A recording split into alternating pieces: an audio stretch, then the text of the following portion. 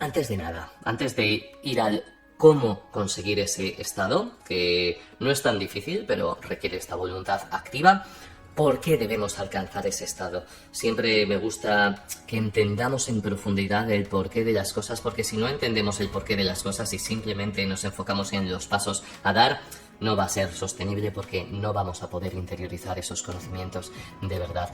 ¿Y por qué debemos alcanzar este estado de serenidad, de paz, de quietud mental? Pues bien, lo quieras o no, seas consciente de ello o no, lo que tienes aquí dentro, tu mente, tu estado interno, también lo puedes llamar tu frecuencia, como quieras, todo esto son palabras intercambiables, crea absolutamente toda tu realidad, absolutamente toda. Y esta clarificación, este entendimiento de que lo que tenemos dentro de nosotros crea todo lo que hay fuera de nosotros, es un principio fundamental que debemos entender cuanto antes. Muchas personas se escudan en no, pero lo que hace esa persona, lo que hace mi gobierno, la situación de mi país, etc, etc, miran al exterior sin darse cuenta de que la propia interpretación de que eso tiene tanta influencia sobre ellos, la están creando ellos mismos. Y en función de tus interpretaciones del mundo vas a tomar unas decisiones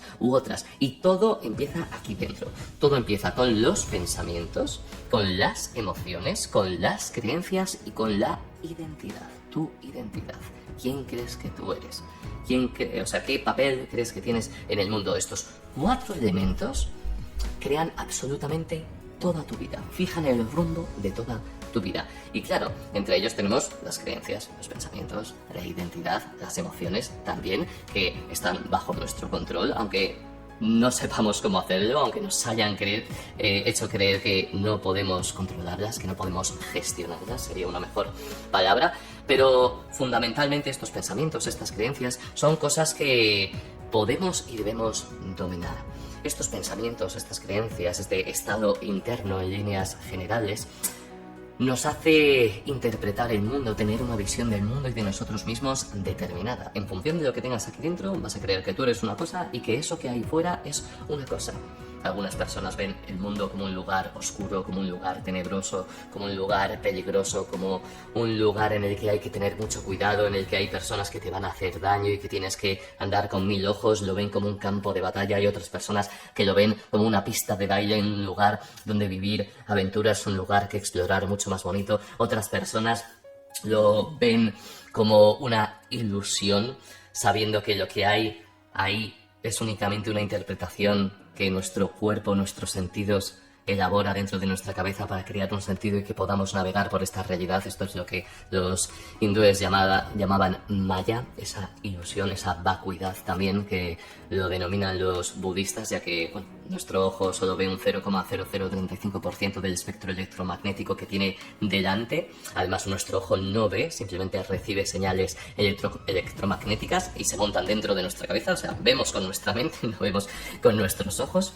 Y en función de eso que tengas dentro, vas a tener una de estas interpretaciones. Hay más de 7.000 millones de interpretaciones distintas del mundo, tantas como personas existen, pero dependen de eso. Y en función de esa visión que tengas del mundo, vas a tener ciertos estímulos cognitivos, estímulos mentales o impulsos mentales, mejor dicho, pequeñas descargas dentro de ti que te van a hacer querer tomar un rumbo concreto, desear algo concreto, pensar que algo que hay ahí fuera te va a rellenar o te va a hacer feliz, o pensar que nada de lo que hay ahí fuera te va a rellenar o te va a hacer feliz porque únicamente puedes conseguirlo desde dentro de ti, nada exterior te va a hacer feliz, únicamente lo que tienes dentro lo va a hacer.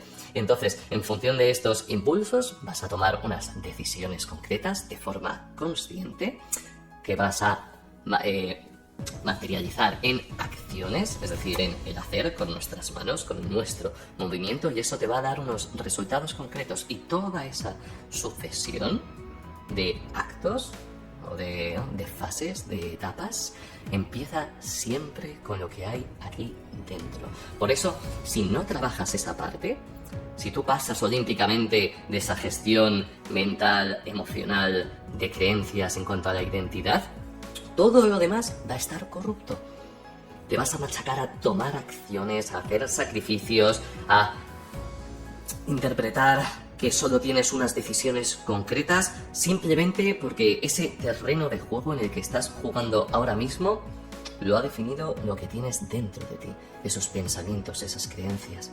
Todo el mundo interior al final define el mundo exterior, como es dentro, es fuera. Por eso es fundamental que hagamos este trabajo. Si has entendido esto, ahora me gustaría mucho hablar de cómo corregir corregir este ruido, ¿no? Destruir este ruido mental, o cómo alcanzar esa quietud, esa serenidad dentro de tu mente. Podríamos decir que hay 4 aspectos fundamentales, muy pero que muy importantes para alcanzar esta quietud mental. La primera de todas, que ya la he mencionado al menos de forma superficial, es situar esta quietud mental, esta serenidad, como una absoluta preferencia en tu día a día.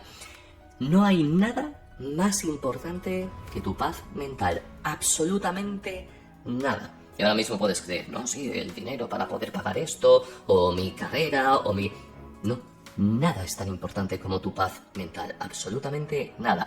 ¿Por qué? Porque no solo esa paz mental es lo único que te va a hacer sentir satisfecho con tu vida, conectado, te va a dar una mayor consciencia, un mayor entendimiento de lo que hay ahí fuera, sino que poner esa paz mental por delante va a clarificar el camino y va a permitirte alcanzar todos estos objetivos en forma de relaciones, en forma de trabajo, en forma de dinero, lo que sea, con muchísima mayor facilidad y muchísimo más desapego. Y el desapego es la fórmula definitiva para poder alcanzar algo. Cuanto más te apegas a un resultado, peor va. O sea, imagínate, de hecho, en el mundo de las citas, cuanto más apegado vas al resultado, tiene que pasar algo con esta persona en esta cita, más probabilidad o menos probabilidades hay de que ocurra algo. Pues exactamente lo mismo ocurre con todo el universo. Entonces es fundamental que pongas esa quietud, esa paz, como un requisito. Y si esto implica decir que no a ciertas personas, si esto implica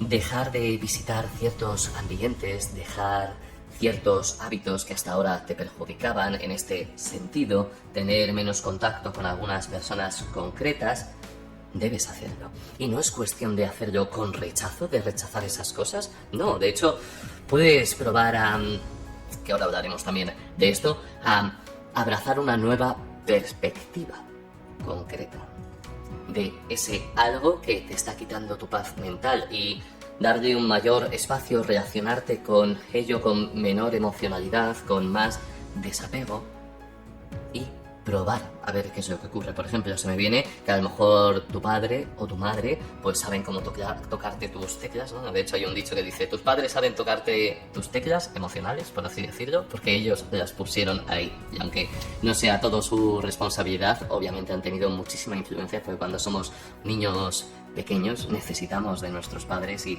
creamos figuras idealizadas de ellos o figuras que no corresponden con la realidad, y muchas veces terminamos relacionándonos con nuestros padres más como padre y madre que como nombre de padre, nombre de madre, insértalo, ¿no?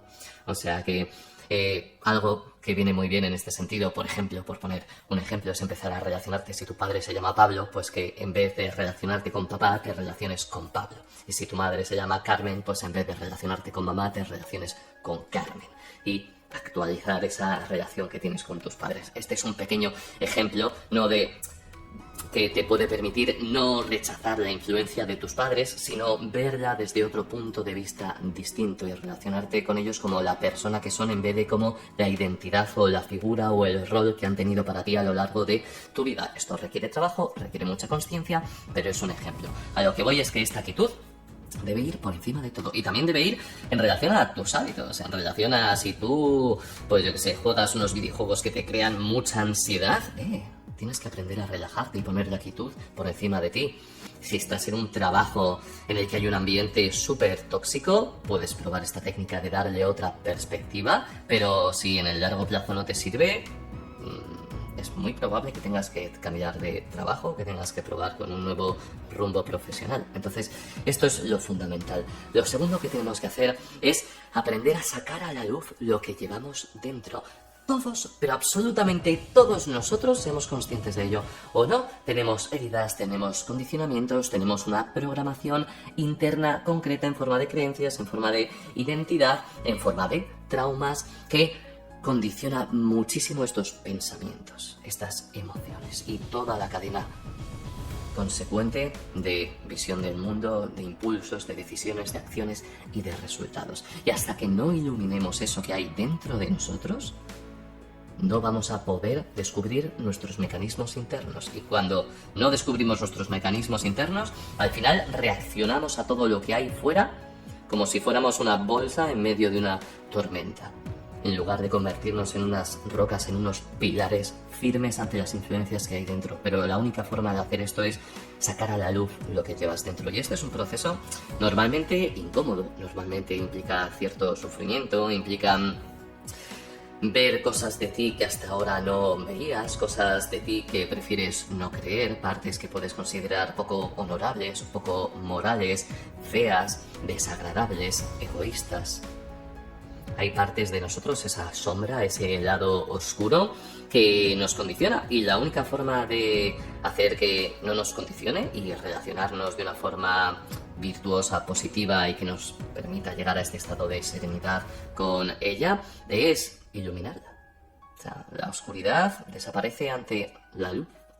Y no desaparece odiándola, no desaparece rechazándola o ignorándola, fingiendo que no está ahí. Desaparece cuando la admites, cuando dices, mira, con esto tengo un problema, no sé gestionar esto, persigo relaciones porque no me siento suficiente conmigo mismo, pongo por delante el dinero porque creo que el dinero es un signo de estatus que diferencia a las personas, y si yo no lo tengo no me voy a sentir suficiente con los demás, ni me voy a sentir suficiente con este mundo. Entonces hay una serie de... Todos tenemos estas cosas, todos tenemos estas heridas, y la vida consiste en trabajarlas de forma activa para cada vez más poder estar casi incluso de forma permanente en este estado de paz mental, porque cuando todo esto se disipa no hay nada que temer, no hay miedo, ni siquiera la muerte te da miedo, porque entiendes que tú eres algo mucho mayor que el cuerpo que ves delante del espejo, que eres una representación divina de la máxima expresión de la consciencia en este mundo material, y que la muerte ni siquiera es una opción. La muerte es la disolución de tu identidad, pero no la muerte de tu espíritu. Y claro, esto, por ejemplo, esto que acabo de decir, que a algunos les sonará chino y a otros les habrá conectado mucho, es algo que da una paz increíble, porque sabes que no es tanto una carrera, la vida no es una carrera, es simplemente un aprender a ser, no a ser algo concreto, sino a ser, no a ponernos etiquetas, no a alcanzar plantas, no pilares, o subir una escalera como tal y creernos cada vez algo mayor por el mero hecho de conseguir objetivos en este mundo humano, sino simplemente ser. Aprender a ser, aprender a elevar nuestra conciencia y darnos cuenta de lo que realmente somos. Y claro, cuando tú puedes sacar todo esto a la luz, como digo, todo esto da muchísima serenidad. Otra cosa muy importante que debemos hacer es abrazar el silencio. El silencio es, bueno, es digamos, el estado sensorial que permite conectar con nosotros mismos y a través del cual emanan todos los pensamientos sin gestionar que tenemos dentro de nosotros. Solemos llevar nuestra vida con mucho frenetismo, con mucho dinamismo, y no nos damos espacio para gestionar todo lo que nos ocurre. Y nos despertamos, nos metemos en la ducha, nos tomamos un café, miramos el móvil, vamos al trabajo, ocurren ciertos eventos que nos emanan emociones positivas y emociones negativas, y no nos damos espacio, momentos de quietud, aunque sean 2 minutos, aunque sean 5 minutos, 10 minutos, para poder gestionar todo eso. Y claro, por ese motivo hay un montón de mierda dentro de nosotros sin gestionar, y la mayoría de personas, cuando empieza a meditar, cuando empiezan a otorgarse estos espacios de silencio, ¡fua!, de repente ebulle toda esa mierda sin gestionar por ese frenetismo constante que han tenido en su día a día. Pero la única forma de gestionar todo esto, de relacionarnos con nosotros mismos, de saber qué es lo que hay aquí, es estando en silencio. Y me refiero no solo a un silencio de auditivo, por así decirlo, sino a un silencio cuanto más total, mejor, ¿no? Hay mucha gente que dice, sí, yo me gusta pasear por la naturaleza, o me gusta dar un paseo, o me gusta hacer algo manual mientras estoy callado porque entro en estado de flow.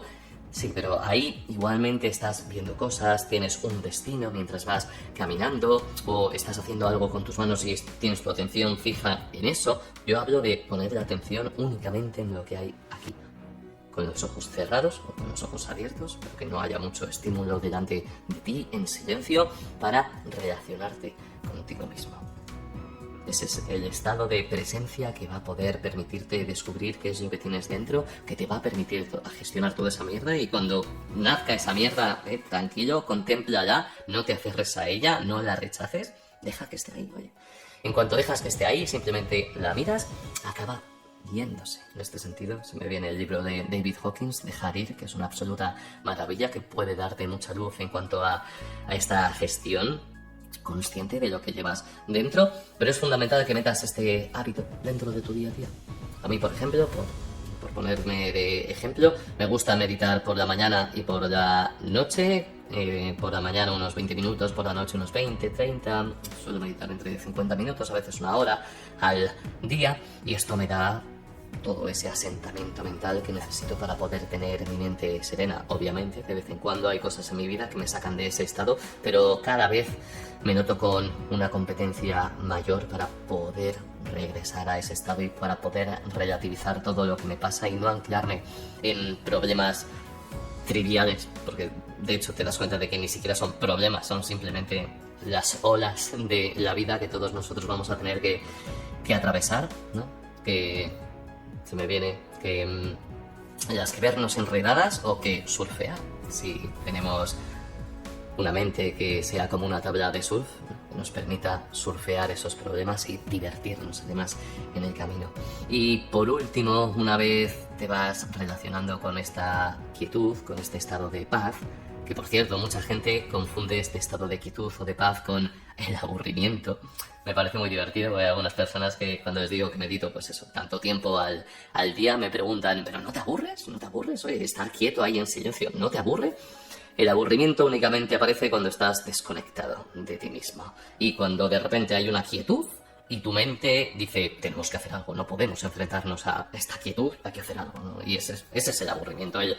Qué aburrido estoy, necesito hacer algo. Es casi un estado ansioso del que una persona quiere salir, y cuando nos aburrimos, ¿qué hacemos? El móvil. A scrollear de forma infinita. Sobre todo, ¿no? La fórmula típica de hoy en día para evitar esa quietud mental es el móvil, es buscar siempre estímulos.